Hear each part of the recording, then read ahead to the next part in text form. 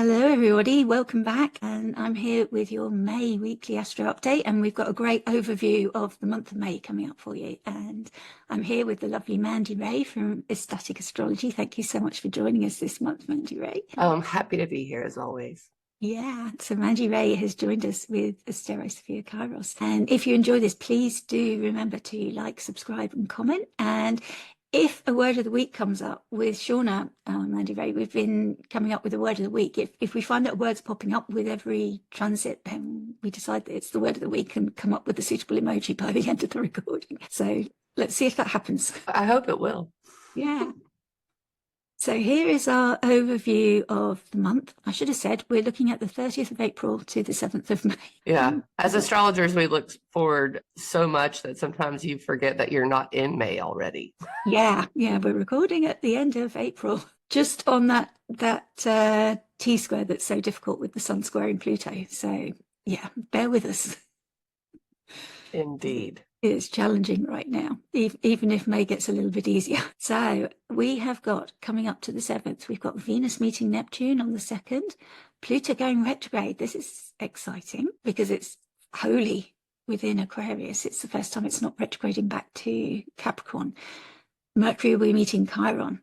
So those are our transits for this week. And if you want to take a screenshot of the whole month, then you can follow us through all of the weekly updates and anticipate what we're going to cover. And here is our overview of the whole month. And the lovely website astroseek.com provides this and does give a list as well. But I really do like this circular chart because it really gives us an idea.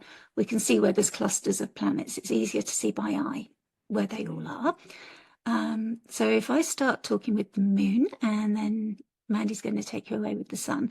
So the moon circles the whole of the zodiac. So that's not shown here because it would be all the way around. So in 28, 29 days, it circles the whole zodiac. But we do have lunations coming up, and they will be this month in Scorpio and then in Gemini. So they're going to be, Scorpio is a fixed sign and Gemini is mutable. So the sun it generally stays in one sign. That's what a month is, right? Moves into Gemini May 22nd. And that's a big vibe shift. Taurus is a fixed sign, and then it will move into Gemini, which is much more frenetic.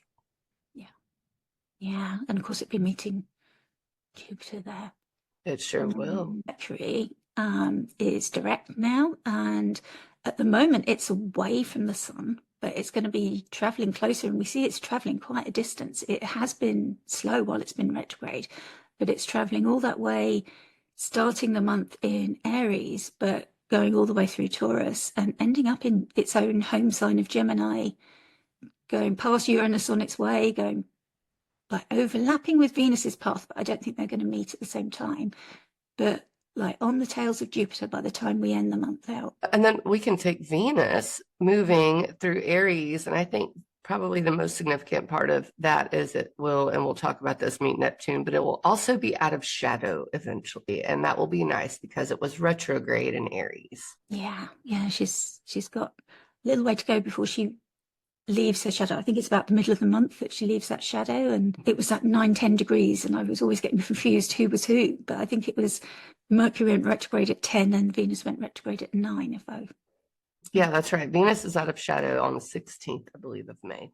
So that will be nice for us because that's been a long story, shorter than Mars is, but like to have all three of those. But yeah, it's nice. Just at the moment we've got all these planets direct, so that really helps our get up and go.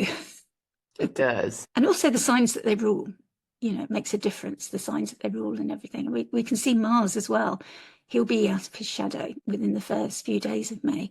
And he's picking up a lot of speed there. He's been so slow through those last degrees, particularly of Cancer, like really everybody feeling it. And Mars will be, is currently, as we're recording, opposing Pluto, which is like a lot of the difficulties that people are experiencing the last week in April. And that will be flowing forth into the first week, I suppose, of May as well. But those consequences will be playing out as it separates from Pluto. But it's picking up speed through Leo, and it will be out of its shadow and moving forth in a fiery sign where it feels a lot more comfortable, where it can take action. Thank goodness. At the very beginning of May, the first week, it moves out of shadow. So that will feel very nice. And Jupiter actually will be out of shadow by the time we get to May. And I'm very excited about that because it is charting new territory in Gemini, Jupiter in Gemini, and Venus in Aries. It's not the greatest place for either one of them to be. They don't really like to be there, but I'm kind of hoping Jupiter speeds along. Just get on out of Gemini. But for the month of May, it is still there. Charting new territory, though. Which is always good. And of course, once it meets its ruler, we're going to see a difference there. Once Mercury joins it, that's going to be interesting. And we should say as we go, really, who this is affecting. Like for Jupiter, that's going to be the mutable signs because it's Gemini. So I've listed the signs here so you can see easily: Pisces, Gemini, Virgo, and Sagittarius. And like for Mars in Leo, we'd be looking at the fixed signs: Taurus, Leo, Scorpio, Aquarius. And then for these Aries planets, for Venus and Mercury, we're looking at the cardinal signs of Aries, Cancer, Libra, and Capricorn. So that's where all that main action is. And then we have Saturn alone left in Pisces, but not for long. During this month, the 24th, Saturn will be doing its move into Aries. And this is kind of like the penultimate shift of a big planet that we're expecting for 2025. We've just got Uranus, then we'll be moving into Gemini coming up in July. But for the 2025 moves, it's like we're almost there now in knowing what these shifts are going to be and what's going to be in store for us. So Saturn's just finishing up its business in the last degrees there of Pisces. And this month, we'll see that move into Aries, and also that big meeting it's going to have with Neptune. That's right. That's a big deal for a lot of people. It's a big deal. And also because it's going to be sextiling Pluto. So we're going to see these outer planets having a conversation. And of course, they've been like separated. They haven't been able to see each other. And suddenly they come into, or by degree, as well as in sight. So that's a big deal as well. Something that astrologers get very excited about. They do. They do. And I mean, even Uranus eventually in the later, actually this summer, will move signs. But for the month of May, Uranus is only moving just a few degrees in Taurus. Not terribly far. And the same thing for Neptune. It's not moving very far. The big exciting thing for Neptune is waiting for Saturn to join its party, really. We were talking before we started recording about what this Neptune experience maybe in Aries is like, and how Neptune holds our collective dreams, and that maybe our old collective dream has lost water, because it's come from Pisces, which was a very comfortable place for Neptune. And now suddenly it's in this hot, steamy place of Mars. And maybe we're finding a new collective dream. In Aries, it's the pioneering place, the place of fighting and asserting and individuating itself. So it's finding, who are we now? When we've lost that dream, where are we going to go? And who are we? And Saturn will come, and Saturn's ready to build that dream, but it's also going to show us all the difficulties and problems. Yeah, especially your delusions, the things that you think are good or real or any of that might be exposed with that conjunction. The rose-tinted glasses of everything that we're holding on for, the nostalgia we've got for the past, we're going to be showing all the problems. That's right. That's exactly right. With that, and maybe we're going to have to abandon some of those old dreams and let them fall away before we can start building the new. I think that's going to be a challenging time, especially when they both go retrograde around the same time. Neptune retrogrades in October. Saturn starts its retrograde in September. So that might be traveling together. Yeah, those start traveling partners. And we have Pluto. It will retrograde this week. It sure will. Yeah. And you can tell because on this flow chart, I like how this chart is done. AstroSeek's so great. But you can tell it doesn't move. And I love that it's just sitting there. And when a planet stations retrograde, it is louder. Yeah, we get in touch with those significations, and we feel those significations a bit more. We can see them in the world, in the news. Even now, I suppose it's slowing and stationing, getting ready to station. Literally on the day that we're recording, the Pope died this morning. And I looked at the chart, and we had... The moon was conjunct Pluto. I looked at it too immediately, and I was like, wow, you really couldn't get any more on point with it. And because Pluto is so much about power, and the Pope has a lot of it, and also death and rebirth and transformation. So the fact that the moon was there, it was a big deal. Moon can represent the people, can't it, in mundane astrology. So it's It's like the people, and you see all the people gathering in Paul Square. So it's like the people coming to the Vatican as well to greet that power. And they'll be there the whole time while they choose a new pope. That's right. And, you know, I really love that you have Black Moon Lilith on this, because that is where the moon is slowest. And it's very important to understand why, for instance, the moon might be in a sign for 3 days as opposed to 2 in some other. So the moon in Taurus will be moving very fast, and Black Moon Lilith is just a point in space, and it won't move very much in May. Scorpio moons will be longer. They'll be just a little longer this month. Yeah, a whole thing, aren't they? I mean, I personally love a Scorpio moon. It's not a great place for the moon, but I love how things come through then. I feel more in touch with the Scorpio moon. So that's the overview of the month. I hope it makes sense. If you have any questions, please do put them in the comments. We'd love to help you. So here's our overview for the week. So we have the Venus conjunct Neptune, and this is going to be the first one that isn't in Pisces for a while. So these have been such a lovely experience when they were in Pisces, because Venus was in her exaltation and Neptune was in a happy place, and it was a really dreamy and sweet moment. They are quite quick, especially as Venus is now out of retrograde and picking up speed. So it doesn't last very long. So it'd be interesting to see how it feels for us as well during that time, because now it's in this fiery place where they're both a bit less comfortable. I've not had that experience of Neptune in Aries making these aspects now, so I suppose we're going to have to learn from experience how they show up. Yeah, nobody alive has. It's a long orbit, 166 years, if I'm not mistaken. Yeah, and about 14 years in a sign. So a lot of us as astrologers started our astrology career with Neptune in Pisces, which feels like a very watery, happy place for Neptune. So it's the elders in our community who've had the lived experience of Neptune in different signs. So we're listening to them of what it might mean. And then we've got Pluto retrograde in Aquarius, and as I said, this is going to be interesting because it's the first one. It goes back to 1 degree, so it's going to be totally within Aquarius.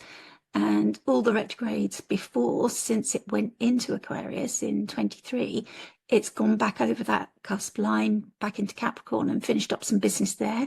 But now it's totally within Aquarius, and of course affecting the fixed signs Leo, Taurus, and Scorpio as well. Having a look back at what that early journey through the fixed signs has meant for us.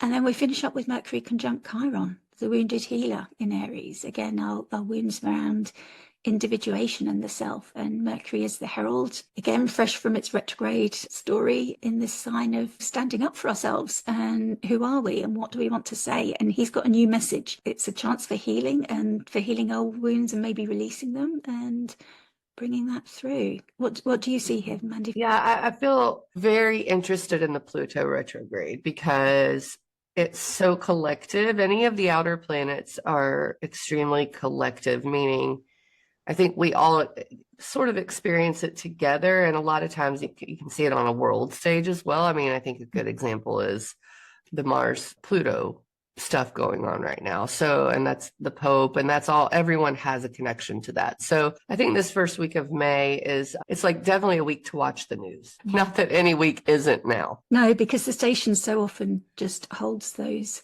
highlighted stories that we can really identify with the planet that's moving. Yeah, it's just a collective week. I mean, even Neptune is a collective archetype, and Chiron as well as a further out dwarf planet. Okay, so let's have a look at Neptune conjunct Venus on the 2nd of May. I'm very excited to see. Well, obviously, I think with Neptune moving into Aries, it's brand new. No one's ever really experienced it, like we said, and that's astrologers and non-astrologers alike. However, this is really the first moment, other than Mercury, that we have another very important personal planet, meaning up with Neptune at the very beginning of Aries. And I think it's going to teach us a lot about the Saturn-Neptune conjunction in 2026. Saturn this time will never get exactly conjoined to Neptune this year, but next year it will. So this is a moment that we all need to pause and see what is coming in. And as you said, Neptune represents collective dreams and also collective delusions. It's the ether. It is the thing we can't really describe. That is Neptune. But when you're putting Neptune in a sign that is less collective, Aries is about individuality and survival. And then you have this strange mixing of archetypes, and it's maybe dreaming better for our individual lives, but also being disillusioned by it. And so when Venus enters the picture, which also Venus is a very relational planet. It rules relationships and cooperation and peace. And Neptune being so idealistic, and that's kind of another Neptune thing. And Venus being in a sign that is so not what it normally wants to do. It wants to relate to others, and Aries just doesn't do that. So when you have Venus and Neptune coming together in this individual sign, there is a chance that we have some, I want to say, aha moments, especially about relationships in our lives, how they're, I don't want to say benefiting us, but that is what Venus brings. It's a beneficial planet. It's called a benefic, right? So you have to think maybe some good can come out of this. However, I do wonder if there may not be a moment where people are taken away by their ideologies, because Neptune is an idealistic planet, and the last time it was in Aries was the Civil War. So I think especially with the economy coming up, and that's all over the world, by the way. I mean, America has done some things to shake up the world. So what we're talking about here is money with Venus as well. So I think the economies are something to watch during this time. Mercury being in the same sign. Mercury rules commerce. So a lot of maybe fast movements and movements that can be looked at as maybe like, what are they thinking, is something we should at least have in our awareness that could be coming up for the very beginning of May. It is a Venus day. It's a Friday. So I do like that. Now, the more positives of this is inspiration and, beautiful creations that come out of a Venus-Neptune conjunction. And I love that the moon is in Cancer. Another thing that really adds to intuition and being able to access our emotions to create. Granted, it's square. And there is the sign-based square there. So a square is 90 degrees. So it's not exactly square, the Venus-Neptune conjunction. It is square to Mercury, actually, now that I look at it, or it's just finished up, it's exact square to it. So there may be a little tension between our emotions and maybe some fight or flight responses on this day, but that really isn't coming from the Venus-Neptune conjunction. However, I think that all of this can get wrapped up into it. Mars in Leo is ruling the Neptune-Venus conjunction, and Mars rules Aries. And Leo is also another creative sign. It is the sign of the heart chakra and openness and the actor and the lion, Leo the lion, right? So it's very much something where I think there could be some really awesome creations that come out of this. I'm actually excited to see who's releasing music on this day, because probably somebody will be, and it might be awesome. But keep your wits about you. This is not a day I would spend money. Personal opinion. I would not go make big purchases on this day, because you get wrapped up into these Neptunian rose-colored glasses like we were talking about. And I'm on the board of a theater in my community, and we had a band play called Rose-Colored Glasses the other day, and all I could think of was Neptune. And it was actually during the full moon in Libra, at exactly the full moon moment in Libra. So that was kind of really funny to think about, because Venus can also be rose-colored glasses if you think about it. But the Venus-Neptune conjunction has potential if you know how to tap into it. And I think it's something like, this is a good time to maybe consider how you want to appear to others. Aries is very much about who you are as a person. And this is a good if you want to change your hair color, think about it on this day. Don't do it, but think about it on this day. Maybe entertain all of these ideas about what you want to create in the world, your dreams, how you want the world to look. It's a great day for that. I think that's, other than that, the sun being in Taurus may be significant because the sun rules Leo. So ultimately, we're looking at the fact that the Venus-Neptune conjunction answers to Mars, which then answers to the sun, which just answers back to Venus, because it's in Venus's sign. So I do think creativity is, and it's such a broad term, but people are creative in all sorts of different ways. My partner who does Excel spreadsheets right now can be creative in that. So I think this is a day to dream, to create, and to tap into your own emotions and intuition and let that come out on paper, through song, any way that you can. We see Mars at 6, which is its shadow degree. It is the moment that Mars is just leaving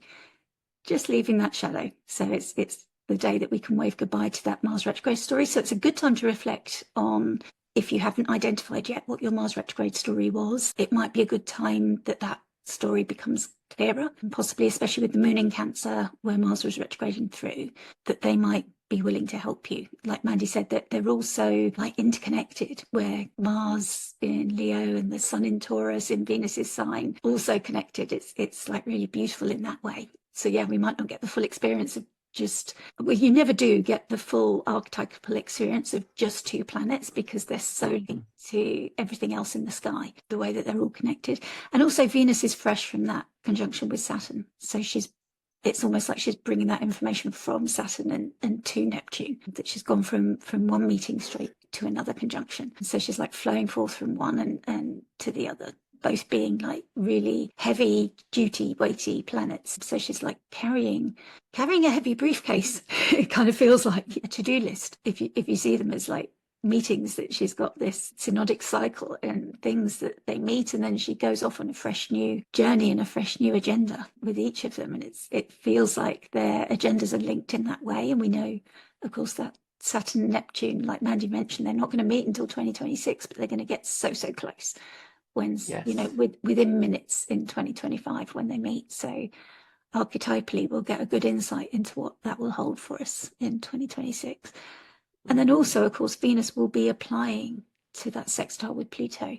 So we may well see some of those significations coming in of that, possibly purging, getting rid of some of the old, with Pluto about to station retrograde. Yeah, this does feel very fresh. I mean, even the fact that the moon is almost at the degree that Mars stationed direct. I mean, very close. It was 17, I think. And the next day, it's kind of wide, but it'll hit Mars pretty quick after this.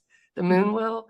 And it does feel like there are some ideas. It feels fresh. Like there are ideas that we have brought forward from Saturn, from the Mars retrograde. And this is a moment where we may go, you know what? I'm tired of all of that, and I want to do something new. And that's so Aries, isn't it? It's like, this is going to be my thing, my way. This is who I want to be. And it just seems like Venus as well in Aries, like she's got to fight for her rights and who she is and how she's going to identify. She's in exile there from her home in Libra. She's far from home, so things aren't familiar. It's like being in a foreign land, and her dress and her style doesn't fit in, but does she blend in, or does she stand out, is who she is and how she looks? And, is she going to own her style, or is she going to adapt it and still be quirky and stand out with her own style, but like just adapt it a bit for the culture where she is, fighting for feminine rights and everything that brings, and how that stands up in the collective. I mean, here in the UK, there's been a whole debate because the Supreme Court last week ruled that the lawful definition of a woman is, because that debate has been going on for years. And it's like a politician's gotcha question, who do you think a woman is? And they've tied themselves in knots. Now, the Supreme Court has ruled that a woman is biologically born a female, with female parts, and of course it's still rumbling on that people aren't accepting it, and there's protests and statues being defaced and violence and everything about that definition, and other people saying, well, yeah, isn't that common sense? I don't want to go into the ins and outs, but when they made that ruling, they also said that doesn't trespass on any human rights or other rights that everybody has. They don't want that definition to undermine any human rights or any rights to not be discriminated against also. It wasn't a case of one side winning against another. It was just a case of, okay, this is how it stands in law, but it's not how it stands in common decency and in respect and in not discriminating against any human individual.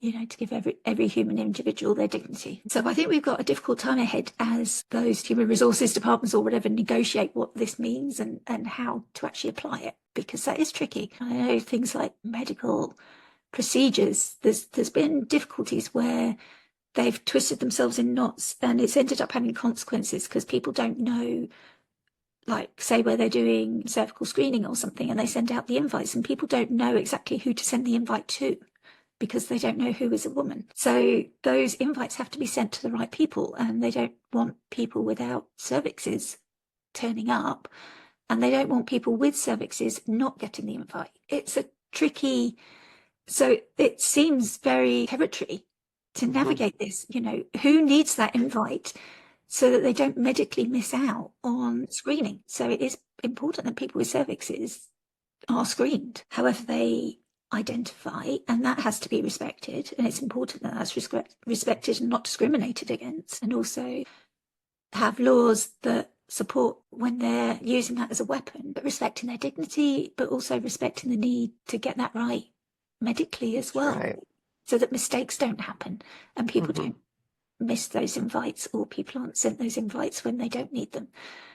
It's tricky, and I think that's what they were trying to clear up, but not cause more problems. And I think people are looking at the obvious problems and using it as a weapon to attack between groups, whereas I think people just want clarity. It's difficult. I don't want to wade into that debate, but yeah, it just feels like it fits into that timing of what's coming up there. Women's issues and the confusion over who is a woman, but also rights of people. Venus fighting for her rights, and that's all women, people who identify as women as well, fighting for their rights. They're entitled to their rights and their human rights, and to not be discriminated against. Okay, so then we move on to Pluto retrograde, and that's happening at 3:27 Universal Time on the 4th of May. It's showing British summertime on the chart there, so that's 4:27 in the UK, but in Universal Time it's 3:27. So yeah, adjust your clocks. And it's turning retrograde at 3 degrees of Aquarius, 49 minutes. So it's nearly got to 4 degrees. Just nearly, but it's turning back just before. Again, it will be turning back towards Neptune at 1 degree. So they'll be coming closer while it's retrograding. And of course, it will be reaching that 1 degree. So that sextile between them will be coming tighter. And I've got some questions here that I sometimes bring up when these planets are in this turning points, or as we said before, these stations can be louder. And Aquarius being a sign that represents the collective, quite often a sign of Saturn, and we see Saturn's approaching the anaretic degree, which can be loud, and it's near the North Node, which again can be loud and karmic and fated. So it feels like that's an important place for Saturn to be as the ruler of Pluto. So the questions are the wisdom of transformation, that some people use that word transformation for Pluto. I try to avoid it because it can be generic. I like to think of Pluto as empowerment, because I do too. Whatever is transforming, I think it's ultimately empowering, but the process can be disempowering as you're going through it. If you've held on to things for too long, you can be disempowered, because Pluto can remove things from our lives that we're holding on to for too long. And the questions are, if you continue to live the way you're living now, what does your death look like? When you look back, as people say, like on a deathbed, because Pluto is that death and rebirth signification. So not a literal death, but a metaphoric one. Like they say, people never look back on their lives and regret working, or regret not working harder. That's not a thing. But what if you were to look back, or if you only had 24 hours left to live? What would you do? You know, what would be the most important thing to you? And could you put that in your life now? What would your bucket list look like? And could you start integrating that now? Do you have to wait until you think it's too late to start deciding on your bucket list? Or could you start integrating that now? And a retrograde is a great time to start thinking about what would your bucket list look like, and what parts of it could you start integrating? And also your own bid for personal power. Pluto represents power. And how does your personal power show up for you? And how does it scare you? Do you dim that light at all? And particularly, this is important when it's like opposite Leo. Leo wants to shine that light. So in Aquarius, you're looking at the collective, and in Leo, it's about shining that light brightly as an individual. And if it's scaring you and you're dimming it, why? You know, so it's a good time to like be reflecting on those things, I think. Yeah, and I agree. Yeah.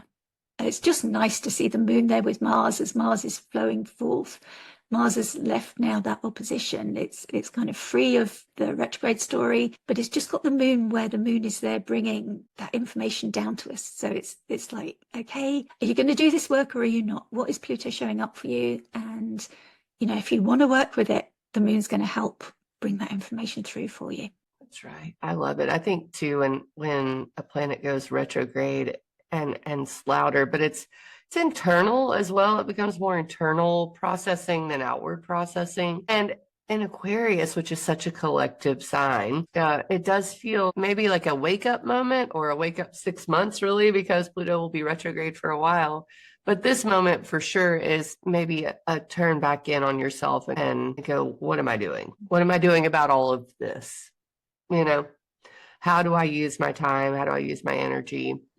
It's a big picture thing, but the big picture inside yourself. And it's the first quarter square of the moon. So that's significant to me as well, because it's always a moment we take action, or at least realize we need to, after the new moon. And Pluto retrograde it's kind of a tense day, I think. I don't necessarily think that there's anything squishy about this moment. It feels kind of tense. So especially because the moon will have met up with Mars the evening before, or at least a few hours before. I don't have it exact, but it realizations. Yeah, I always think of Pluto as like picking up that rock and seeing what's hidden under it. And those things that are in the shadows in your subconscious or whatever are suddenly coming forward, and that they're in your subconscious for a reason. It's like I talk a lot about healthy containers, but it's like a healthy container. Our brain does that. It suppresses things to keep us able to function. And then every now and then Pluto comes up and says, remember this? You haven't dealt with this yet. And it shows us this shadow part of ourselves. And it's like, now it's time to look at that, and come to terms with this is part of you. And when we're shown it, it's kind of like it is time to recognize that part of ourselves and integrate it. And even if we don't like it, that's important. And to like figure out, why don't we like it? What can we do about that? And before that rock goes back down and those insects go and scuttle safely back into the darkness, it's like, it's like a light being shone on it for a brief moment in time. But if we ignore it, it goes back under, but it festers under there then. If we don't recognize it, you can't continually sweep everything under the rock or under the carpet. It's sooner or later those secrets come to the light, and the more we avoid facing them, the more difficult and challenging it gets, when they do come to light, which I think is maybe why some people have more difficult Pluto experiences. I don't know. I don't want to blame people, and there can be things in the astrology as well, like aspects and everything that shows why they're more challenging. But I think as well, how willing you are to face, and having a knowledge of astrology helps, knowing that there's a Pluto, this is what's coming up, knowing that okay, it's time to face this helps. Knowing that that's what's happening and why helps us know it's time to face that. Helps. It's not to blame anybody that doesn't know that's what's happening. I agree with that too. And I'm a 0-degree Pluto in Scorpio. And when I think of that, I think of all of my generation getting this Pluto square.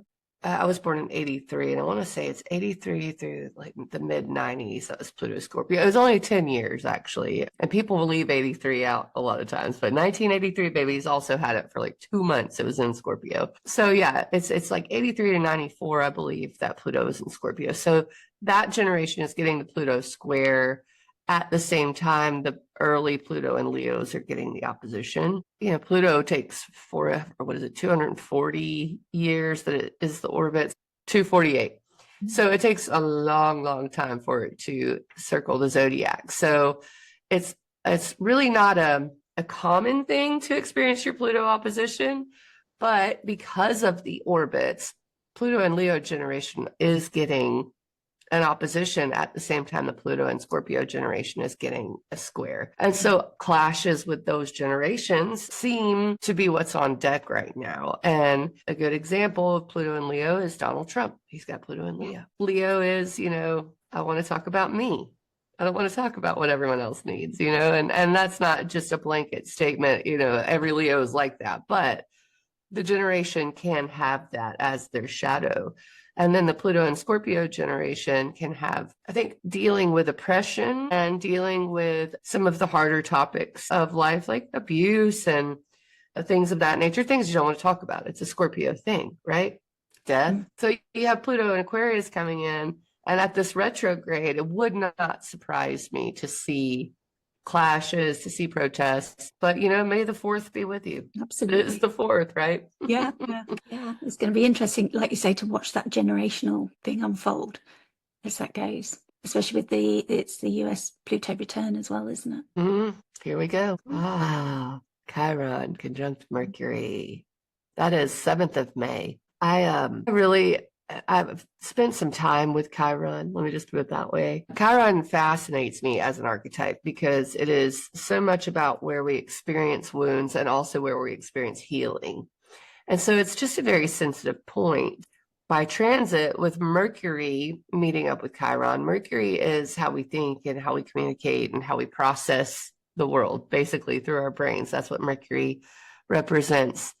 And meeting up with Chiron here, it's very much an awareness of what you're sensitive to, what is bothering you, what is frustrating you, especially in Aries. And there, you know, when Chiron moved into Aries, or at least, I don't know if it's exactly when it moved into Aries, but there was a lot of talk about identity. Even in America, there's identity politics. It's kind of a catchphrase for political people. But that is what Chiron in Aries is working with, is healing the right to be here as we are without changing it, with just being ourselves. That is an Aries thing. So Mercury meeting Chiron here, I think, can bring up some of those topics, feeling like you need to attend to the wound, or maybe feeling is the wrong word. Thinking is probably more the right word with Mercury here. And what a funny thing that the moon is in Virgo at that same time, ruled by Mercury. So, and Virgo is a healing sign of itself. So I think to have Mercury being the ruler of the moon at that point with Chiron, it has potential to be an incredibly healing moment. And the moon is trine the sun that day. There's some flowing aspects to it in earth signs as well, with that being very grounding to this Mercury conjunction with Chiron and fire, because that can have the potential to be explosive, I think. But I think there's a lot of groundedness, a lot of intentionality to this, especially with, yes, Mars is in a fire sign, but it's a fixed fire sign. You know, I think it's just realization. I think maybe that's our word for the week, realizations. It does seem like that keeps coming up because I also love that Chiron looks like a key when you look at the symbol. It is the key to a lot of the places that I think hurt us and that we might hold that keep getting reopened up, those wounds. It's like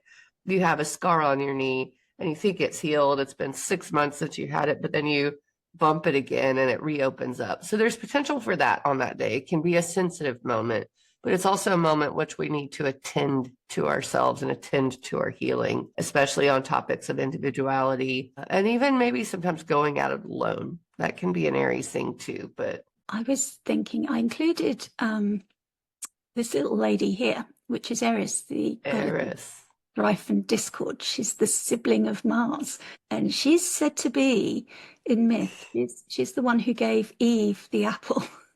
I'm giggling because it is chaotic energy with Eris there. I didn't even think about that. Yeah, it is.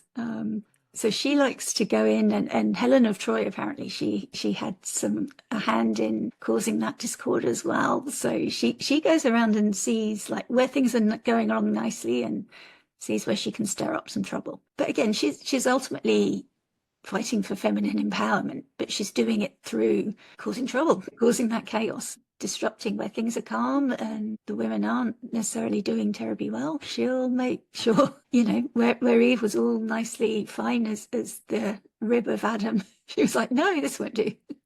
Let's take you out of this lovely paradise of the Garden of Eden and constructive world. So yeah, that's the sibling of Mars. She is the fighter.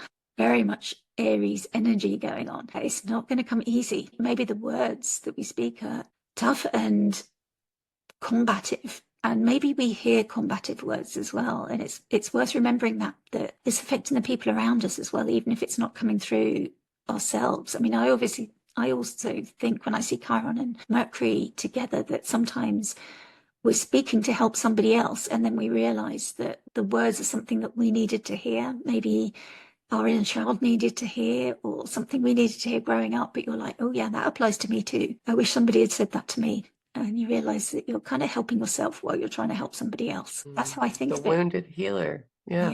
But with Eris there, it's like maybe somebody's coming in and fighting, but you realize, you recognize their wound.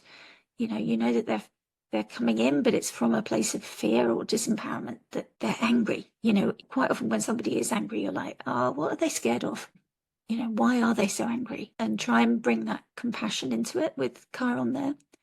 If that comes up for you, that's on the 7th of May, and that goes exact at 2:47, which is the middle of the night for us. So maybe the day before the 6th of May might be when that's applying, and it gets most intense. It's 2:47 British summertime, so it would be 1:47 universal time. So in America, it would be the 6th of May, wouldn't it? Yeah, the evening time. So, and I love the fact that chaos is associated with Eris.